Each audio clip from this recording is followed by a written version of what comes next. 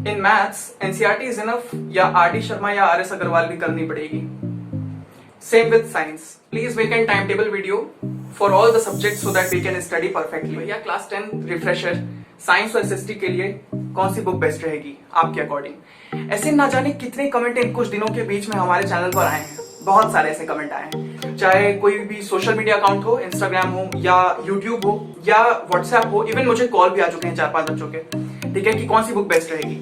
अच्छा, ये सारी जितनी भी टेंशन है, ये नर्वसनेस किस बात की है? दो रीजन है इसके पीछे। सबसे पहला ये है कि लोगों के अंदर ये है कि 2 एग्जाम होने वाले हैं, ठीक है, 2 बोर्ड होने वाले हैं। अब लोग चाहे इतना कहें कि यार एक तो एमसीक्यू बेस्ड है, इतना कोई डिफिकल्ट नहीं होगा, बट ये केवल कहने की बातें हैं। 2 बार बोर्ड्स होंगे, मतलब कि डबल प्रेशर रहेगा। अच्छा,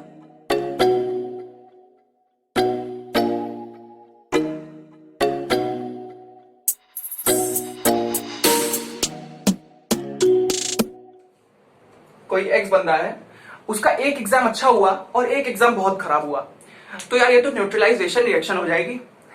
न्यूट्रलाइजेशन रिएक्शन क्या है? एसिड बेस जब भी साथ में आते हैं तो क्या बनता है? Salt and water. उसी तरीके न्यूट्रलाइजेशन रिएक्शन हो जाएगा। मतलब क्या है? अच्छा बेकार मिलके क्या होगा? एवरेज रिजल्ट आएगा। मतलब समझ रहे हो, 2 एग्जाम होने का ये एक बहुत बड़ा प्रॉब्लम है। हमें दोनों अच्छे करने होंगे तभी हमारे अच्छे परसेंटेज आएंगे। समझ रहे हो बात को? जब दोनों का मार्क्स, ठीक है, दोनों अगर आप पेपर दे रहे हो और दोनों के मार्क्स जब इंपॉर्टेंट हैं, जब दोनों में आप 90+ स्कोर करोगे, जब दोनों में आप 90+ स्कोर करने की पोटेंशियल रखोगे, तभी आपके 90 आएंगे। अभी तक क्या होता था? एक ही पेपर देना रहता था, एक ही पेपर में सारा काम खत्म। लेकिन अब एमसीक्यू भी देना होगा, और एमसीक्यू में सबसे बड़ी प्रॉब्लम यह है कि कंपटीशन बहुत हाई होता है, बहुत हाई होता है। हाँ, ये पहला सेशन है, पहली बार ऐसा हो रहा है, तो डेफिनेटली थोड़ा बहुत इधर उधर होगा, लेकिन आने वाले कुछ सालों के बीच में अगर यही पैटर्न फॉलो होता रहा तो बहुत डिफरेंट सिनेरियोस, बहुत डिफरेंट रिजल्ट देखने को मिलेंगे। क्लास 10 के बच्चे बहुत आगे होंगे, ठीक है। तो मैं ऐसे सोच रहा था, मैंने आपको बताया, किसी का दोनों अच्छा होगा तो अच्छा परसेंटेज आएगा, किसी का दोनों खराब हुआ तो बेकार परसेंटेज आएगा, और किसी का अच्छा बेकार, किसी दोनों में से किसी एक में होता है तो एक मीडियोकर, एक मीडियम रिजल्ट आएगा। पहली चीज।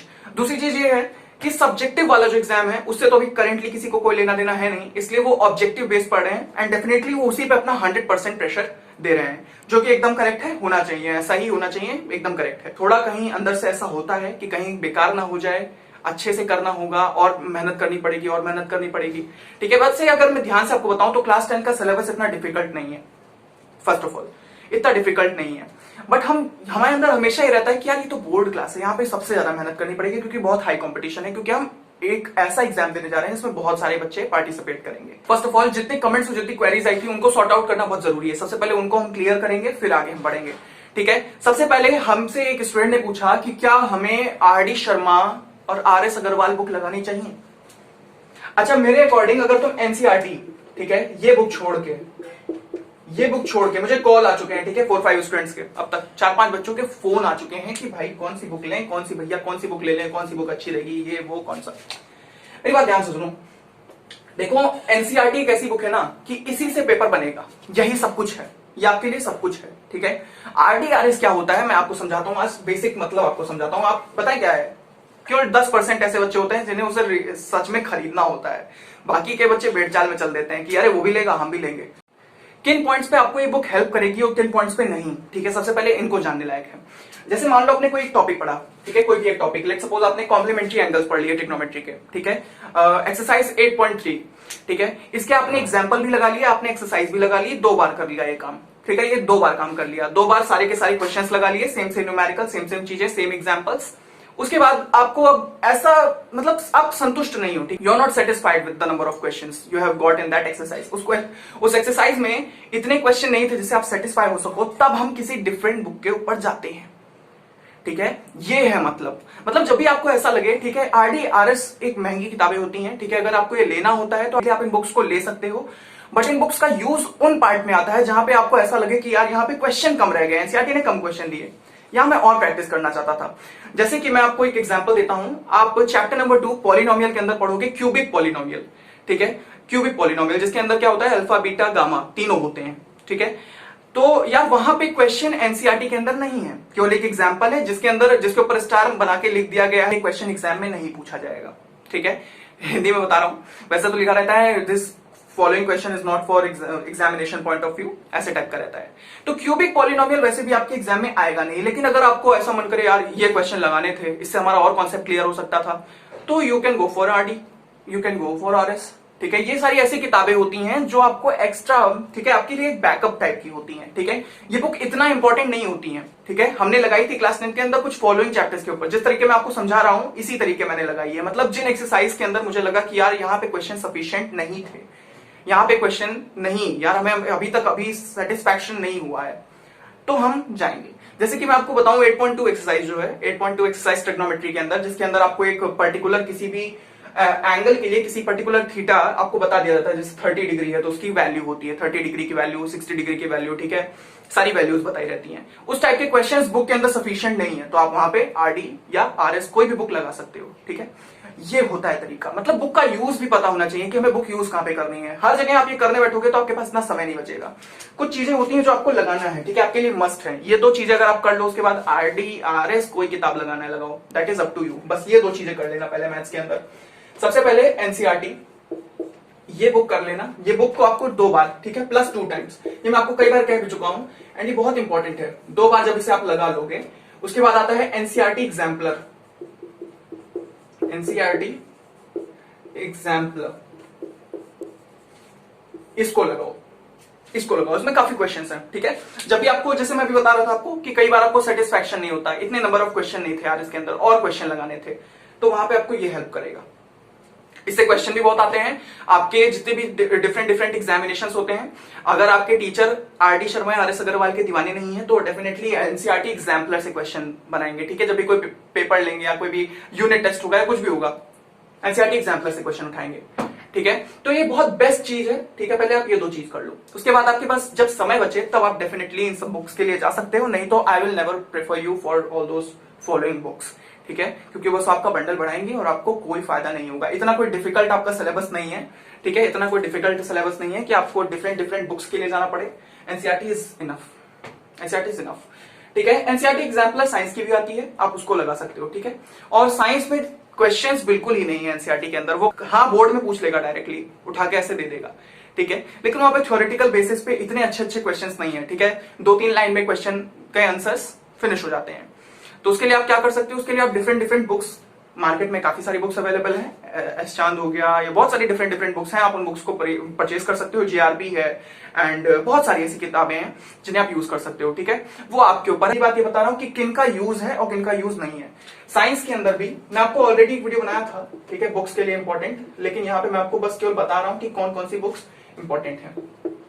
इसमें भी आपको एनसीईआरटी लगाना है। ठीक है, इसमें भी एनसीईआरटी लगा लो, पूरी की पूरी एनसीईआरटी। जितना, जैसे मान लो आपको सिलेबस मिला है, मैंने देखा 50% वाला सिलेबस, काफी अच्छे तरीके से चीजों को रेशनलाइज किया गया है, एंड वो आपके लिए काफी बेस्ट है। ठीक है, कोई भी दिक्कत नहीं होगी, तब तक आपका सिलेबस भी कवर हो जाएगा। एंड वो फॉलोइंग टॉपिक्स में, जैसे कि आपको 50% सिलेबस मिला, अब उन फॉलोइंग टॉपिक्स को पहले एनसीईआरटी खत्म करो, फिर एनसीईआरटी एग्जाम्पलर खत्म करो, फिर कोई डिफरेंट बुक आपके पास हो तो you can go for it, you can go for it. इसमें कुछ एग्जाम आइडिया भी आती है। ठीक है, मैथमेटिक्स के अंदर बहुत सारी चीजें आती हैं, बहुत सारी किताबें, किताबों का नंबर मैं आपको नहीं बता सकता, बहुत सारी हैं, बट कौन यूज करने लायक है मैं वो बता रहा हूं आपको। ठीक है, कौन यूजफुल है। और इसके साथ आपको इसका भी एनसीईआरटी एग्जाम्पलर लगा लो, काफी सारे अच्छे क्वेश्चंस हैं। जैसे कि मैं आपको एक चीज बताऊंगा, बुक के अंदर को नंबर ऑफ कोवेलेंट बॉन्ड्स का केवल एक क्वेश्चन है। ठीक है, एनसीईआरटी चेक कर लेना, उठा लेना एनसीईआरटी साइंस की, वहां पे केवल एक क्वेश्चन है, count the number of covalent bond. Butane के अंदर है या प्रोपेन के अंदर है, कोई ऐसे फॉलोइंग क्वेश्चन दिया हुआ है, ब्यूटेन है शायद, और उसमें पूछा नंबर ऑफ कोवेलेंट बॉन्ड, तो ऐसा केवल एक क्वेश्चन है, लेकिन ये क्वेश्चन बड़ा भयंकर क्वेश्चन है। ठीक है, इसमें काफी एक्सरसाइज होगी दिमाग की। तो ऐसे टाइप के अगर आपको क्वेश्चन चाहिए तो go for science NCERT exemplar, chapter number 4 carbon and its compound, वो चैप्टर खोलो, एनसीईआरटी एग्जाम्पलर लगाओ। अब बेस्ट, मैं आपको चैप्टर वाइज बता रहा हूं कि वहां पे आपको क्या मिल सकता है, वहां पे आपको क्या मिल सकता है, ये वही बता सकता है जिसके पास उसका एक्सपीरियंस हो। ठीक है, सो ये सारी चीजें होती हैं। Basically number of covalent bonds count करने वाला बहुत इंपॉर्टेंट है। ठीक है, बाकी आईयूपीएससी नेमिंग अच्छे से पढ़ लेना, भले ही आए ना आए। जैसे हमारे साइंस स्टूडेंट यूट्यूब चैनल पर हम साइंस के जितने भी कंटेंट हैं वो अपलोड करते हैं, तो जब हम कार्बन एंड इट्स कंपाउंड पढ़ाएंगे, IUPAC लाएंगे जिसके अंदर हम नेमिंग सीखते हैं, ठीक है, नॉमेनक्लेचर करना, ठीक है, कार्बन कंपाउंड्स का। तो वो सब बात की बातें हैं, वो सब हम स्टार्ट कराएंगे और खत्म भी करा देंगे, ठीक है। लेकिन जिस तरीके आपका सिलेबस डिवाइड है, जिस तरीके आपका सिलेबस रैशनलाइज्ड है, उसी हिसाब से आपको एनसीईआरटी एग्जाम्पलर और एनसीईआरटी लगानी पड़ेगी। पहले उसको कंप्लीट करो, फिर जितनी बुक के लिए जाना है जाओ। अब ये डाउट मैंने आपका क्लियर कर दिया। बहुत सारे स्टूडेंट पूछ रहे थे कि कौन सी बुक लगाएं, क्या लगाएं, कुछ नहीं, ठीक है, कुछ नहीं। मैंने अभी रिसेंटली अनाउंस भी कर दिया है कि हम सैंपल पेपर का सीरीज स्टार्ट करेंगे, ठीक है। जब भी सैंपल पेपर आ जाएगा, तो सैंपल पेपर बहुत जल्दी आ जाएगा, तब हम वापस सीरीज स्टार्ट कर देंगे जिसके अंदर हम सैंपल पेपर आपका सॉल्व कराएंगे। दूसरी चीज, आप खुद से भी सैंपल पेपर सॉल्व करोगे। देखो, सैंपल पेपर पे कभी मत सोचना कि यार ये बुक ले या ये बुक ना ले, जम के ले लो, जितने क्वेश्चन सॉल्व कर सको कर लो, ठीक है। मैं जहां तक बात करूं एमसीक्यू की, तो एमसीक्यू तो पूरा प्रैक्टिस है, ठीक है। जितना आप प्रैक्टिस करोगे उतना अच्छा होगा। तो इसलिए मैं कह रहा हूं कि सैंपल पेपर के लिए कोई वो नहीं, ठीक है। सैंपल पेपर के लिए आप बिल्कुल भी मत सोचना कि यार नहीं लेंगे तो चल जाएगा ना, कैसे चलेगा यार, बिल्कुल नहीं चलेगा, ठीक है। पता ये चीजें होती है हमेशा, कितना अच्छा पढ़े उससे मतलब नहीं है, किस तरीके आप लास्ट टाइम पे कितना अच्छा परफॉर्म करते हो ये बहुत इंपॉर्टेंट होता है, ठीक है। कितना आप ज्यादा स्ट्रैटेजिक चलते हो, कितना ज्यादा आपके लिए इंपॉर्टेंट है। लोग क्यों कहते हैं, स्टूडेंट्स इतना सारा क्यों मैसेज आया इसकी स्ट्रैटेजी, आप मुझे स्ट्रैटेजी बता दीजिए, ये बता दीजिए, वो बता दीजिए, क्योंकि स्ट्रैटेजी लास्ट टाइम पे बहुत हेल्पफुल होती है, ठीक है। उसके लिए प्रॉपर स्ट्रैटेजी होना बहुत जरूरी है। लास्ट टाइम पे किताबें खोल के बैठ जाओगे, कुछ नहीं होने वाला जब तक आपके पास स्ट्रैटेजी ना हो, ठीक है। तो ये है तरीका। सबसे पहले आपको ये दो चीजें खत्म करनी है। ये हो गई साइंस और मैथ्स की बात। आज मैं साइंस और मैथ्स की बात पे थोड़ा ज्यादा फोकस करूंगा, फिर आपको एसएसटी और एसएसटी भी बताऊंगा, ठीक है। एसएसटी में भाई 97 आ गया इस बार। तो एसएसटी बेसिकली थोड़ा डिफरेंट है पैटर्न, ठीक है। क्लास 10 का इसी तरीके का होता है। एसएसटी बेसिकली क्या होता है ना, मैं तुम्हें बताता हूँ। देखो, उसमें बहुत ही ब्रीफ आंसर लिखने होते हैं, बहुत टू द पॉइंट लिखने होते हैं, आपकी पेन नहीं रुकनी चाहिए, उसमें अच्छे से लिखना पड़ेगा आपको, पूरा पॉइंट टू पॉइंट सारी चीजें अच्छे से, ठीक है। अब हमने क्या किया था, मैं आपको बता देता हूं, मैं पॉइंट वाइज लिखा था सब्जेक्टिव में, पूरी चीजें पॉइंट वाइज लिखता हूं मैं, ठीक है। पॉइंट वाइज लिखो, मजेदार नंबर, मजेदार नंबर। अब आती है बात टारगेट्स की, ठीक है। किस तरीके टारगेट हमको हेल्प करते हैं किसी भी पर्टिकुलर गोल को अचीव करने में, ठीक है। आइए बात करते हैं उसके बारे में। सबसे पहले तो टारगेट यही होना चाहिए, सबसे पहले तो टारगेट, ठीक है, सबसे बड़ा यही एक टारगेट है कि अगर आपका 8 से 10 घंटा नहीं कंप्लीट हो पा रहा है तो नहीं हो पाएगा भाई, नहीं। अब आप ये कहोगे कि यार ये क्या मतलब है, हम 4 घंटे पढ़ रहे हैं लेकिन हमें अच्छी पढ़ाई हो रही है, ये सब बकवास है, ठीक है। एमसीक्यू मैंने क्या बोला, इट्स ऑल अबाउट प्रैक्टिस, और प्रैक्टिस में अगर इतना भी घंटे ना लगे तो बेकार है, ठीक है। एंड आपके पास काम ही क्या है, पढ़ना ही तो है। तो ये बहुत जरूरी है, ये बहुत जरूरी है, ठीक है। जैसे क्या होता है, मैं आपको कुछ प्रैक्टिस आवर्स बताता हूं, जिस आवर में अगर आप एमसीक्यू की प्रैक्टिस करोगे तो बेस्ट रहेगा, ठीक है। डेली एमसीक्यू की प्रैक्टिस करना अब पॉसिबल नहीं होगा आपके लिए, क्योंकि आप ओएमआर शीट्स कहां से ढूंढोगे और सारी चीजें कहां से करोगे, वो तो सैंपल पेपर के टाइम पे देखा जाएगा। बट यार एक चीज आप कर सकते हो, वो ये है कि आप ज्यादा से ज्यादा एमसीक्यू वाले क्वेश्चन ट्राई किया करो। बुक में भी रहते हैं और थोड़े बहुत अगर आप इंटरनेट पे ढूंढोगे तो आपको मिल जाएगा, या मैं आपको प्रोवाइड करा दूंगा, ठीक है। मतलब जितने भी ज्यादा आप क्वेश्चन सॉल्व करोगे, जितने ज्यादा क्वेश्चन, उतना ज्यादा आपके लिए हेल्पफुल रहेगा। जैसे लेट सपोज अगर आप 8 से 10 घंटे के अंदर 2 घंटे भी एमसीक्यू प्रैक्टिस के लिए देते हो तो काफी है, ठीक है। एमसीक्यू प्रैक्टिस के साथ साथ क्या होगा, आपको पर्टिकुलर टॉपिक या कोई पर्टिकुलर कॉन्सेप्ट भी स्ट्रॉन्ग होता जाएगा, ठीक है। जैसे मान लो हम कार्बन ब्रशेस, या मतलब हम रियली सॉरी इलेक्ट्रोमैग्नेटिक इंडक्शन के बारे में बात कर रहे हैं, तो जितने ज्यादा एमसीक्यू उस पर लगाएंगे, जितने भी ज्यादा चीजें, जैसे मान लो कोई भी पर्टिकुलर टॉपिक है, एमसीक्यू बेस्ड जब भी कोई चीजें रहेंगी तो उसमें आप जितना ज्यादा बढ़िया आपका रहेगा कॉन्सेप्ट, उतना अच्छा रहेगा। रियल नंबर वाले चैप्टर के अंदर 2 चीजें हैं, ठीक है। एक है यूक्लिड डिवीजन एल्गोरिथम, एक है फंडामेंटल थ्योरम ऑफ अरिथमेटिक। ये 2 चीजें हैं, ये डुअल एक तरीके से आप कह सकते हो ऑब्जेक्टिव्स हैं, चैप्टर के 2 पार्ट हैं। इन दोनों पार्ट में से दोनों पार्ट को कंसोलिडेट करना, उनकी थ्योरी एज वेल एज जितने भी ऑब्जेक्टिव क्वेश्चन बन सकते हैं, ये इंपॉर्टेंट है, ठीक है। ये इंपॉर्टेंट है, जैसे फॉर्मूला पता होना, ठीक है। काफी सारी ऐसी चीजें होती हैं, कुछ जनरल फॉर्म्स होती हैं, कुछ चीजें होती हैं मैथमेटिक्स के अंदर जो बहुत इंपॉर्टेंट है, ठीक है। ऐसे ही डिफरेंट डिफरेंट चीजों के अंदर भी ऐसे ही होता है, ठीक है। साइंस भी होगा तो यही पैटर्न फॉलो होगा, कोई ज्यादा डिफरेंट नहीं होगा, ठीक है। कुछ गोल्स की मैंने यहाँ पे एक लिस्ट बना के रखी है, आइए एक एक करके इन लिस्ट को जानते हैं, ठीक है। ये आपके टारगेट हैं। कुछ स्टूडेंट के कमेंट आए थे कि टारगेट्स क्या होने चाहिए, ठीक है, किस तरीके हम इनको अचीव कर सकते हैं, किस तरीके बेस्ट मार्क्स अचीव कर सकते हैं। सो फर्स्ट ऑफ ऑल इन टारगेट्स एंड गोल को देख लेते हैं। इसके थ्रू हमें समझ में आएगा कि हमें क्या करना है आगे, ठीक है। यहाँ से आपको काफी क्लियर हो जाएगा। जैसे मान लो अगर आप अभी भटके हुए हो, ये नहीं समझ आ रहा कहां से स्टार्ट करें, क्या करें, कुछ ऐसे स्टूडेंट्स होते हैं, ठीक है। तो भटको मत, बात सुनो। देखो, मैंने पहले बता के रखा है, ये नेसेसरी है, ठीक है, ये मैंने किया है, और ये बहुत सारे बड़े बड़े टॉपर देखते हैं, ठीक है। तुम्हें ऐसा लगता होगा कि मैं अगर अपनी पर्सनल बात करूं, ठीक है, तो मैंने अपने सामने भी अपने बड़े भाई बहनों को एंड जो हमारे स्कूल में भैया दीदी सब लोग थे, वो भी, उन्हें भी बोर्ड देते हुए देखा है, ठीक है। वो भी यही करते थे, हमने बोर्ड दिया, हम भी यही करते थे, और हमारे जूनियर हो तुम्हें बोर्ड दोगे तो तुम्हें भी ये करना पड़ेगा, ठीक है। भले ही टाइम चेंज हो जाता है, टाइम भले चेंज हो सकता है, लेकिन पहले हम उस रास्ते पे थे, हमने इस तरीके टारगेट अचीव किया, अब आप उस रास्ते पे हो, आपको भी इसी तरीके टारगेट अचीव करना पड़ेगा। फर्स्ट ऑफ ऑल ये बहुत जरूरी है, 8 से 10 घंटे नेसेसरी है, ये करना पड़ेगा। इसका स्क्रीनशॉट ले लो पहले, मैं भी आ जाऊंगा, ठीक है। To the concept study, to the concept study, यार खोद खोद के पढ़ो, ठीक है। जैसे कि चैप्टर नंबर 15 स्टैटिस्टिक्स मैथ्स के चैप्टर के अंदर ये लिखा हुआ है कि 3 median is equal to mode plus 2 mean. देखा किसी ने? अगर वो चैप्टर पढ़े होगे तो चैप्टर पढ़ना तो देखना, कहीं एक कॉर्नर में लिखा हुआ है छोटा सा, ठीक है। क्या है चैप्टर? चैप्टर ये कहता है कि 3 मीडियन, मतलब मीडियन की 3 टाइम्स वैल्यू बराबर होती है मॉड प्लस 2 मीन के, 2 टाइम्स ऑफ मीन के। तो ये सारी चीजें खोद खोद के पढ़ो। तुम्हें पता है एमसीक्यू ऑब्जेक्टिव होता है, ठीक है। ये चैप्टर भले आए ना आए उससे मेरा कोई मतलब नहीं है, ठीक है। मैं बस आपको समझा रहा था कि किस तरीके ऑब्जेक्टिव स्टडी की जाती है। तुम कहो कि यार ये तो चैप्टर आ ही नहीं रहा, भैया क्यों बता रहे हो? समझो बात को, ठीक है। कोई भी एक पर्टिकुलर पॉइंट है, कुछ भी हो सकता है, ठीक है, कुछ भी। आइसोमर्स, ठीक है, क्या होता है? Structural formula, structural formula different होता है।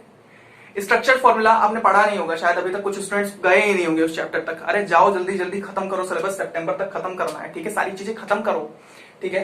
तो टू द कॉन्सेप्ट जाना बहुत जरूरी है। स्ट्रक्चर फॉर्मूला उनका डिफरेंट होता है, बाकी मॉलिक्यूलर फॉर्मूला सेम होता है, ठीक है। आइसोमर्स के लिए सबसे बहुत बहुत मजेदार कॉन्सेप्ट है यार यूपीएससी के अंदर, उस चैप्टर के अंदर मजेदार कॉन्सेप्ट। ये चैप्टर नंबर 4 से था by the way, carbon and its compound. To the concept study, जितनी ज्यादा कॉन्सेप्ट की स्टडी करोगे उतना मजा आएगा, उतना मजा आएगा यार। जैसे कि मैं बात करूं अगर आपसे, पहले लास्ट ईयर मैंने आपको बताया कि एग्रीकल्चर के अंदर थ्योरी थ्योरी पढ़ डालो, सारी थ्योरी पढ़ डालो, लेकिन इस बार थ्योरी वाला काम नहीं करेगा, नहीं, इस बार टू द पॉइंट जाओ, ठीक है। जैसे टू द पॉइंट मतलब क्या है भैया? टू द पॉइंट क्या मतलब पॉइंट वाइज नोट्स बनाओ यार, point wise. To the point study कैसी होती है? वो आपको ऑब्जेक्टिव में बहुत हेल्प करेगी। मेरी बात ध्यान से समझो। जैसे मैं आपसे पूछूं कि tell me a kind of reaction in which 2 reactant form 1 single product, क्या होगा? भैया मैंने आपका लेक्चर देखा नहीं, किसी का तो देखे होगे। Combination reaction. मेरी बात ध्यान से सुनो यार, इधर उधर घूमने की बात नहीं है, टू द पॉइंट लिखो। जैसे कि आपने यहाँ ऐसे इतने बड़ी लाइन लिखी जो मैंने अभी बोला, उसके बाद आपने डैश करके लिख दिया कॉम्बिनेशन रिएक्शन, तो ये होता है टू द पॉइंट पढ़ाई, ठीक है। टू द पॉइंट पढ़ाई। लॉन्ग लॉन्ग कार्बन चेन्स, कौन सी प्रॉपर्टी?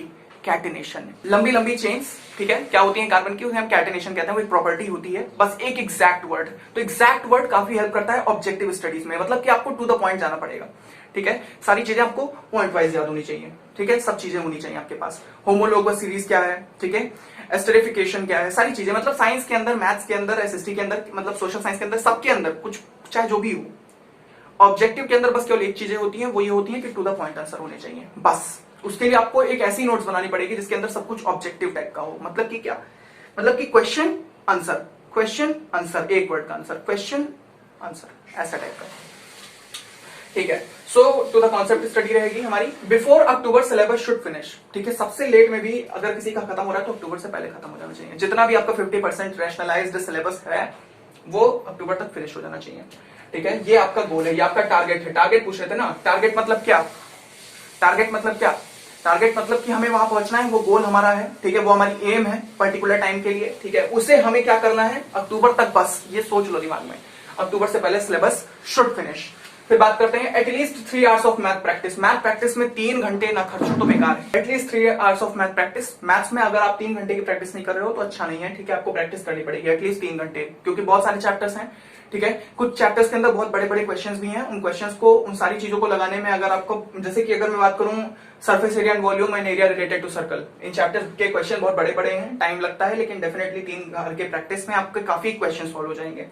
2 घंटे साइंस के लिए होने चाहिए, 2 घंटे साइंस के लिए हो, बाकी जो तुम्हें करना है करो, एसएसटी के साथ जो करना है करो, हिंदी के साथ जो करना है करो, इंग्लिश के साथ जो करना है करो। ये 5 घंटे में कोई छेड़छाड़ नहीं होनी चाहिए, 5 घंटे फिक्स होने चाहिए, ठीक।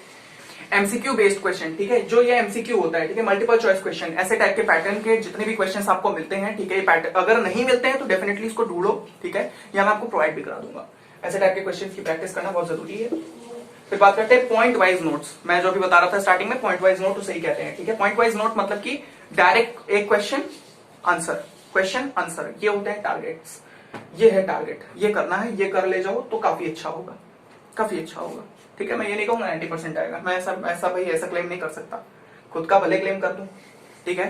बाकी यार बाजार में बहुत घूम रहे हैं 90 वाले, बहुत 90 वाले हैं, बट 90 दिला के दिखाए कोई, तब समझ में आया, ठीक है। जब कोई 90 प्रोड्यूस कर दे, ठीक है, 90 प्रोड्यूस कर दे, उसका कोई कुछ भी बताया हुआ, कोई XYZ कुछ भी बताया हो उसने, ठीक है, वो अगर किसी बच्चे ने देख लिया हो और उस बच्चे का 90 आ जाए, उससे थोड़ी हेल्प मिले, उसने ये कह दिया कि भाई आपके इस वीडियो से मुझे हेल्प मिली, so that is an achievement. Getting by your own self 90% is not an great achievement. ठीक है, बहुत लोगों के आए हैं, बहुत लोग लेके घूम रहे हैं. ठीक है, बहुत लोग लेके घूम रहे हैं, हमारा क्या है. सो आइए बात करते हैं. ठीक है, कुछ सब्जेक्ट्स में तो बहुत अच्छा है, लेकिन वो सब बकवास है. सीधी बात यह है कि मुझे प्रोड्यूस करना है. मुझे स्टूडेंट्स में एक अपना एक ऐसा एक यूट्यूब पे कोई एक ऐसा स्टूडेंट मुझे जो देख रहा हो, डेफिनेटली मुझे उसे 90 दिलवाना है. ठीक है, मेरा ये गोल है, सबसे बड़ा मेरा गोल है. नहीं, मेरा बहुत बड़ा सपना है ये. ठीक है, एंड लाइक कोई भी स्टूडेंट हो, मैं उसे डेफिनेटली मैं ईयर कैंडिंग पे जीमेल दूंगा जब रिजल्ट आएगा तब, कि यार कोई मेरा वीडियो देख के डेफिनेटली अच्छा पाया हो. ठीक है, बाकी खुद पाने वाले तो बहुत हैं यार, बहुत लोगों को मिला है, बहुत लोग मेहनत करते हैं. ठीक है, तो ये है टारगेट्स, ये है टारगेट्स, इस तरीके आपको करना होगा. ठीक है, ये जितना जल्दी फिनिश हो जाएगा आप उतना जल्दी आगे बढ़ सकते हो. ठीक है, एमसीक्यू के लिए ये टारगेट्स बेस्ट हैं. पहले इनको खत्म कर लो, पहले इनको खत्म कर लो. टारगेट्स के बारे में बात हो रही थी, तो टारगेट्स ये रहे. फिर अब क्या करें, एमसीक्यू किस तरीके के होते हैं, क्या होगा, किस तरीके होगा, डरो बिल्कुल मत. ठीक है, क्वेश्चन पेपर चाहे जिस तरीके का होगा, कॉन्सेप्ट अगर क्लियर होंगे तो सारे क्वेश्चन खत्म, कुछ नहीं, 1 मिनट का काम. ठीक है, एलिमिनेशन किस तरीके करें, एलिमिनेशन किस तरीके करें. अच्छा, इसके लिए मैं एक क्वेश्चन अभी बोर्ड पे लेता हूं और मैं आपको समझाता हूं कि एलिमिनेशन किस तरीके करें. देखो, मैं तुम्हें कोई एमसीक्यू सॉल्व कराने नहीं जा रहा हूं. ठीक है, कोई ज्यादा वो नहीं करने जा रहा हूं, बस मैं तुम्हें बताने वाला हूं कि किस तरीके एमसीक्यू सॉल्व करना चाहिए. ठीक है, मेरा तरीका देखना, तुम्हें समझ में आएगा कि किस तरीके करना चाहिए. फर्स्ट ऑफ ऑल 2 क्वेश्चन है. ठीक है, चैप्टर नंबर किसका है, चैप्टर नंबर 2 का है, एसिड बेस एंड सॉल्ट का, क्योंकि पीएच है, ध्यान से देखो. और यहाँ पे है ब्यूटेनॉन कार्बन कंपाउंड्स, मतलब कि chapter number 4 carbon and its compound का है. ठीक, 2 क्वेश्चन है. मैं कई तरीके से तुम्हें ये करके दिखाता हूं, तुम्हें समझ में आएगा किस तरीके करा जाता है क्वेश्चन को. सबसे पहले बोला गया solution turns red litmus blue, its pH likely to be. First of all मेरी बात ध्यान से सुनना. कुछ लोग क्या करते हैं, उन्हें इतना ज्यादा जल्दी रहती है सिलेबस खत्म करने की, वो मेन कॉन्सेप्ट मैं बता रहा हूं, टू द पॉइंट जाना, अभी वो समझ में आता है किस तरीके. देखो, बहुत लोग क्या करते हैं, उन्हें बस यही पता रहता है कि रेड लिटमस ब्लू में चेंज होता है जब भी कभी हमें कोई बेसिक सोल्यूशन मिलता है, और ब्लू लिटमस रेड में बदलता है जब हमें कोई एसिडिक सोल्यूशन मिलता है. अच्छा, what is the original colour of litmus? Red blue colour का नहीं रहता लिटमस, वो तो किसी के साथ कांटेक्ट आने में, कोई एसिडिक नेचर है, कोई बेसिक नेचर है, कांटेक्ट में आ गया तो रेड बन गया, ब्लू बन गया, कुछ भी बन गया. ठीक है, बुक को लाइन बाय लाइन पढ़ो. यहां पे भी मैं समझाता हूं कि किस तरीके लाइन बाय लाइन पढ़ने का फायदा है. देखो ध्यान से, solution turns red litmus blue, मतलब कि रेड को ब्लू में बदल रहा है, इसका मतलब कोई बेसिक सोल्यूशन होगा. बेसिक सोल्यूशन का पीएच क्या होता है, 7 के पार होगा, 7 के पार होगा. क्या होगा, 8 होगा, ठीक है, 9 होगा, 10 होगा, 11 होगा, 12 होगा, 13 होगा, 14 होगा. ठीक है, जितना ज्यादा आगे चला जाएगा 7 के, उतना ज्यादा वो बेसिक होगा. मेरी बात ध्यान से सुनना, ये सब तो हर कोई बता देता है, कुछ मेन कॉन्सेप्ट सीखो इधर से. Solution turns red litmus blue, जब कभी भी लिटमस किसी एसिड या बेस के साथ कांटेक्ट में नहीं रहता तो वो पर्पल कलर का होता है. किस किसने पॉइंट गेस किया? अगर आपने ये चैप्टर पढ़ा है, अगर आपने ये पॉइंट गेस कर लिया था तो definitely let me know in the comment section. अगर आप ये चैप्टर पढ़ रहे थे, अगर आपने ये पॉइंट गेस किया तो डेफिनेटली आप बहुत अच्छे से पढ़ाई कर रहे हो. यहां पर आपको समझ में आना चाहिए कि आप पढ़ रहे हो, क्योंकि आपके कॉन्सेप्ट क्लियर है, आप कॉन्सेप्ट पे जा रहे हो. ठीक है, बहुत बच्चों को लगता है कि वो रेड या तो रहता है या तो ब्लू रहता है. अरे वो रेड ब्लू तब रहेगा जब वो किसी के साथ कांटेक्ट में आएगा. जब वो किसी के साथ कांटेक्ट में नहीं है, मैं समझ लो, लेट सपोज मैं मार्केट गया, बिल्कुल अनयूज्ड लिटमस लेकर आया, नहीं यूज्ड है, तो पर्पल कलर का होना चाहिए. ठीक है, जब भी उस पर कोई ना बेसिक ना एसिडिक काम करेगा. ठीक है, अब बात करते हैं. ठीक है, तो ये इसका आंसर क्या होगा, 10 इसका आंसर होगा, ये 10 लिखा हुआ है. ठीक है, 1 2 देखो 1 4 5 नहीं हो सकता क्योंकि वो एसिडिक होते हैं. ठीक है, 1 4 5 पे होते हैं जितने वीक एसिड्स होते हैं. ठीक है, काफी कॉन्सेप्ट में घुस जाऊंगा मैं भी धीरे धीरे करके. ठीक है, लेकिन थोड़ा बहुत बता देता हूं. जैसे ऑक्सिलिक एसिड होते हैं, लैक्टिक एसिड होते हैं. ठीक है, और 1 हो गए जो बहुत ज्यादा स्ट्रॉन्ग होते हैं, जैसे कि nitric acid, sulphuric acid, hydrochloric acid, phosphoric acid, phosphorous acid, sulphurous acid, बहुत सारे एसिड होते हैं. फिर बात करते हैं ब्यूटेनॉन. मान लो तुमने चैप्टर नहीं पढ़ा. अरे लेट सपोज यार, मैं सिलेबस देख के नहीं आया हूं, ये आया होगा नहीं आया होगा उससे मुझे मतलब नहीं, मैं बस आपको समझा रहा हूं कि किस तरीके किया जाता है ऑब्जेक्टिव. अब मान लो आपने ये चैप्टर नहीं पढ़ा, तो क्या करें इस चैप्टर के अंदर? अरे यार, ये चैप्टर तो बहुत डिफिकल्ट है, हमने नहीं पढ़ा है, अब इसका कैसे एमसीक्यू लगाएं? ये इस क्वेश्चन के अंदर आपको बस मैं एक चीज बताता हूं. ये ओन देख रहे हो, ओन इसके अंदर भी है, ONE, इस पर टिक मार दो केवल इस क्वेश्चन के लिए. एल्कोहल में ये मत करना कि एल्कोहल में भी तो ऑल लगा है. ठीक है, कर सकते हो। एल्डिहाइड में डिफरेंट रहता है, एसिटाल्डिहाइड, ठीक है, बहुत सारी चीजें होती हैं। ये सब जब तुम ये चैप्टर पढ़ोगे तब मजा आएगा, ठीक है। कार्बोक्सिलिक एसिड मतलब कि एसिटिक एसिड, ठीक है, मेथनोइक एसिड, ये सब चीजें हैं। बाकी ज्यादा बात करो यार, मैं बहुत कॉन्सेप्ट में घुसता जा रहा हूँ, मत करो ये सब, ठीक है। चलो लेकिन बता देता हूँ, एसिटाल्डिहाइड ये सब एल्डिहाइड में है, ठीक है। ये सब डिफरेंट होते हैं, डिफरेंट तरीके से इनका कॉम्बिनेशन होता है, ठीक है। C डबल बॉन्ड ऐसे करके, अरे जाने दो यार, तुम लोग वो कॉन्सेप्ट में ही घुस जाओगे एकदम। तो ये है तरीका, जब भी तुम्हें ना समझ में आए, ठीक है, तो ये सब देखो। जब तुम चैप्टर ना पढ़ के जाओ तो यही एक ट्रिक होती है ज्यादा मार्क्स स्कोर करने की, वो है कि जितना ज्यादा समझदारी, जितना ज्यादा common sense is not so common, वही वाला कॉमन सेंस अगर तुम लगाओगे तो काफी मार्क्स स्कोर कर ले जाओगे। अगर तुम चैप्टर नहीं पढ़ के गए हो, वैसे तो मैं ये प्रेफर करूंगा यार, जितने सिलेबस के चैप्टर हो अच्छे से पढ़ के जाना, नाक मत कटाना, ठीक है। अच्छे नंबर लाओगे तो डेफिनेटली खुश होगे और क्या, ठीक है। तो ये है तरीका, आइए आगे बढ़ते हैं। तो ये था तरीका, ठीक है, किस तरीके हम क्वेश्चन, किस तरीके चीजें हम कर सकते हैं, ठीक है। इस तरीके से आप एमसीक्यू भी सॉल्व कर ले जाओगे। एमसीक्यू बहुत होंगे, हम प्रैक्टिस भी कराएंगे, ठीक है। जब हम बात करें हैं ना आपसे, हमने आपसे कह दिया है कि जब हम सीरीज लॉन्च करेंगे सैंपल पेपर की, जब सैंपल पेपर आ जाएगा तो हम उसको उसी दिन, जिस दिन आएगा उसी दिन सॉल्व करके यूट्यूब पे डाल देंगे, देख लेना। बट अभी मैं आपको स्ट्रैटेजी बता रहा था कि किस तरीके काम होता है, ठीक है। जितना ज्यादा जो टारगेट्स आपको बताया था, आई होप सो आपने स्क्रीनशॉट ले लिया होगा, मैं दोबारा लिख नहीं सकता, वो टारगेट्स अपने दिमाग में रखो, उन टारगेट्स के थ्रू आप चीजों को अचीव करने की कोशिश करो। डेफिनेटली जब उनको आप अचीव कर ले जाओगे, मैं आपको लिख के ले लो, 80-85% मार्क्स तो कहीं नहीं गया। अब 80-85 के आगे का सोचना है तो और मेहनत करो, उन टारगेट्स को जितना ज्यादा देखो। टारगेट्स किस तरीके हैं, डायमंड को देखो, जितना ज्यादा पॉलिश करो उतना ज्यादा चमकता है। तो जितना ज्यादा आप उन टारगेट्स पे वर्क करोगे उतना ज्यादा आप चमक जाओगे, ठीक है। तो बस यही सारा आज का टॉपिक था, एंड इसी तरीके बात करनी थी, सारी चीजें क्लियर कर दिया है मैंने आपको, ठीक है। जितना भी आप मुझसे हो सकता था, मैं अपने तरफ से उतनी मेहनत कर रहा हूं। देखो डेफिनेटली मैं कुछ चीजों के अंदर, कुछ प्रॉब्लम्स के अंदर फंसा हुआ हूं इस वक्त, इसीलिए डेफिनेटली जो मेन स्ट्रीम वीडियोस होती हैं जिनकी आपको जरूरत है वो नहीं आ पा रही हैं।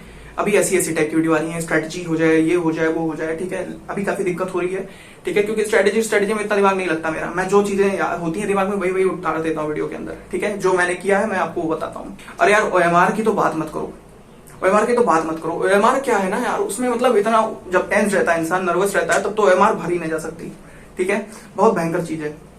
मैं आपको एक बताता हूँ अपना एक पर्सनल एक्सपीरियंस। मैं एक एग्जाम देने गया था, मैं बहुत छोटा था, 6th-7th में था, ठीक है। तो एक ऐसे इंट्रेंस टाइप का एग्जाम था।